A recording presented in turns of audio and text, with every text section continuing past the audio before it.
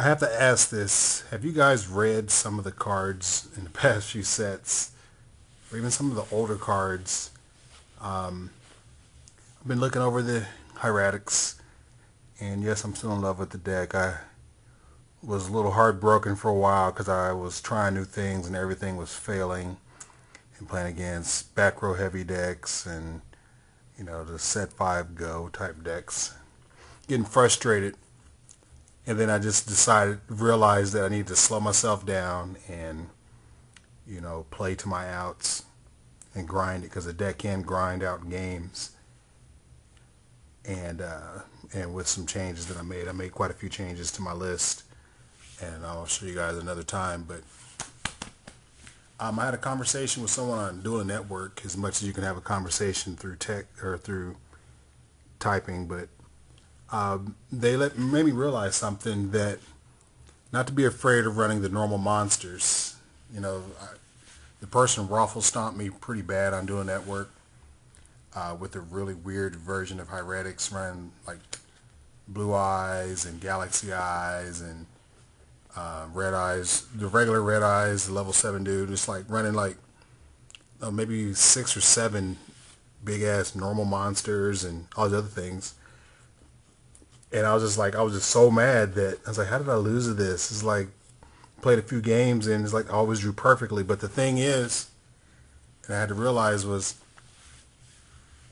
even if you draw the normal monsters, as soon as you tribute one of these guys, you know, it's not, you can just special summon out of your hand. Sure, you neg 1, but at least you get the big guy to the field and you can start doing shenanigans. And so then that led me to start running the big Easter egg, the the gigantic shine ball.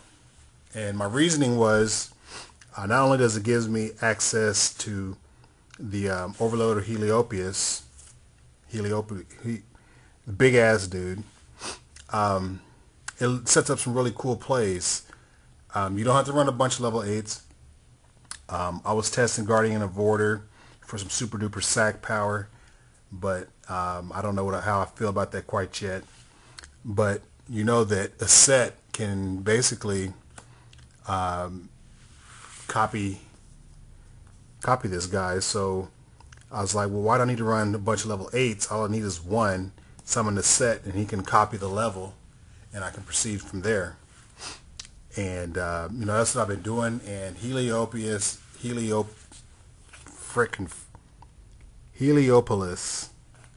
is freaking stupid, because you drop this guy and you have some of these in your hand. You detach as the cost. Detaching is the cost. They have to Veiler then. They have to do something then. Anything after that, you're resolving the effect. You can't interrupt the chain. You can't interrupt the resolution of an effect. So you detach, pay the cost. You got a response, no. Then you resolve the effect, and you pitch some shit. So you pitch a couple of your Hieratics from your hand, and next thing you know, you've spammed the field, you've blown up their shit, and you spam the field, and you just like go nuts crazy on them. And that's an aspect of the deck that I was just blown away by. I got put to shame on Dueling Network because someone did that to me. I was just like, oh my god, that is amazing. And I knew the card was good. That's why I picked up a couple. I got some more over here. Whatever, I'm not gonna waste the video time on that. But yeah, but I knew the card was good, but I was just like, oh my god, it is too good. And it's 3,000, and it's a dragon, so you can fetch it back, you know, with your Red Eyes Darkness Metal later for 3,000 beats. And you know, that's pretty freaking good. And even if you can't set up a set copy level play, when you go, you know, Tefnuit, you know, then you can go Nepthet Tribute. If you don't have another, you know, monster in hand to get the effect off, you know, you get the egg out, the shine ball, and pop Purdue. You know, he's still a respectable 2,000 attack. So, you know, Nepthet, you know, you can just pop it off, you know, and do stuff. You know, you can bait the Veiler that way. You know, Nepthet comes out to pop their monster. You know, they Veiler Nepthet. Then, you know, let's say you had the Sue. Then you say, okay, well then fine. You know, I burned the Veiler. So now I'll tribute my Nepthet for Sue. You know, get one of my vanillas out. You know, and then I'll just start a tomb spamming. You know, get a tomb. Detach. Get red eyes. Get your set back. And then now you can copy the level.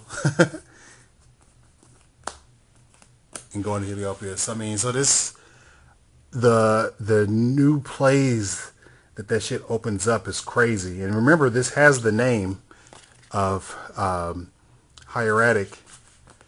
So even after, you know, a failed attempt, you know, of going off, you know, you'll Tefnu it, they bottomless. You chain your enemy controller. Get your Easter egg. You still have a normal summon, so you can tribute to special summon. You don't get the, you know, the amazing +1 effect from special summoning, but, or from tributing, but, you know, you still got another special summon. You have a normal summon jet. And, you know, if you, depending on your hand, you can continue to go off from there. And, you know, this is, like, amazing. So I'm going to keep testing with that. I really like that idea so far. And I'm going to tour around for that. The next thing, have you fucking read this card? When it's targeted by a spell, trap, or monster effect, special summon a vanilla from your deck, make it 0/0. So I built the deck, and in one of my other videos, somebody suggested Lightwave tuning. So I was like, well, I'm going to give that shitty card a try. And it's stupid because, you know, you go first turn, knew it, Lightwave tuning, get your Komori Dragon. Then you can either, you know, overlay for an Exceed, or what I like to do is, because you can, in a deck like this, you can run a bunch of back row. So, you know, you got these, so you can go Lightwave tuning on Knew It. Get the egg out, you know, set a bunch of back row, plus these, and say go. So if they Heavy Storm, you got your Seal, or they Dark Hole, you got your Seal. If they try to set up something, you got your Banishment. And, you know, you got 2 cards to fuel that right off the bat. Or if you open up with defensive traps like the Dimensional Prison or Mirror Force or Bottomless Solemn Warning, because, you know, this deck can support all that, you just play Protect the Stardust. So, you know, you play your Lightwave tuning. It's a tuner now. And you just synchro for Stardust, set your back row, and believe it or not, you know, Stardust is still a pretty damn good monster. I mean, Stardust plus protection is a really hard setup to get over. And, you know, being that you're running lights and darks, you know, you could throw your light pulsars in there with your red MDs, so it's always live. Another cool thing is when you activate Lightwave tuning, you have access to Dark End Dragon.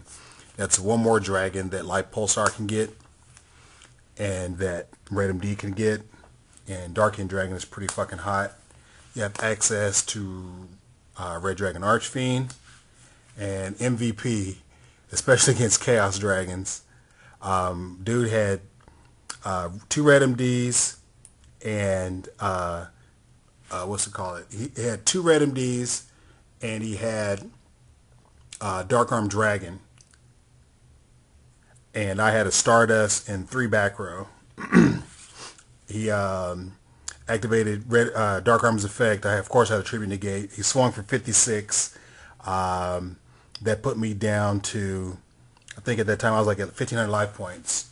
I already had a Lightwave tuning in hand. I drew the Knew It. Activated Lightwave tuning. Got my Colossal Fighter.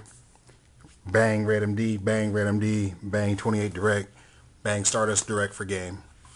So I really like this card. Colossal Fighter is, I think he's on his way making a comeback.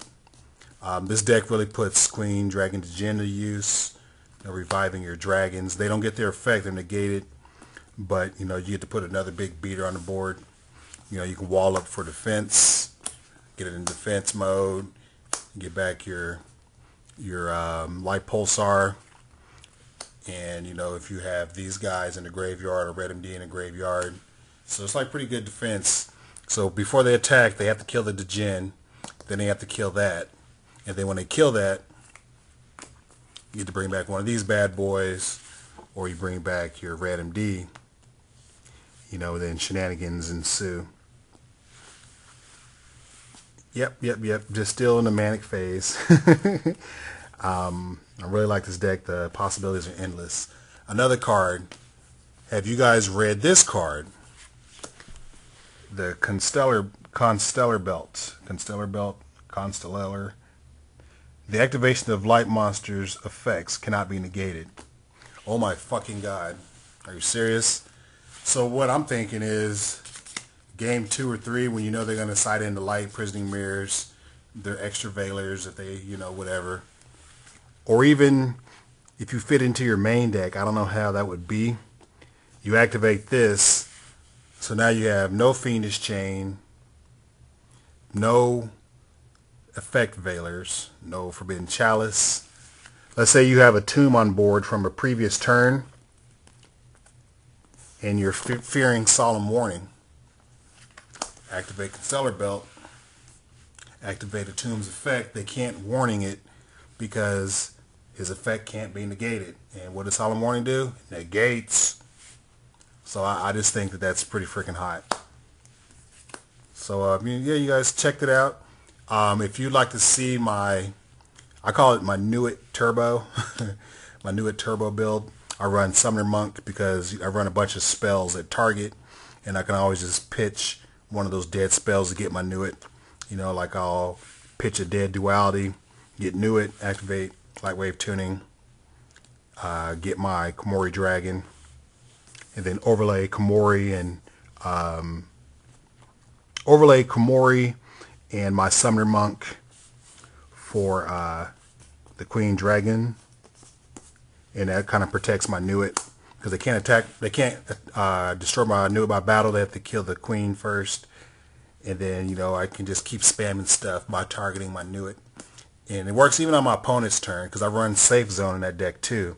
So like if my opponent doesn't do anything, they set a bunch of cards in the end phase, I can activate Safe Zone on my Nuit, and get another Komori Dragon out, and you know just go to town.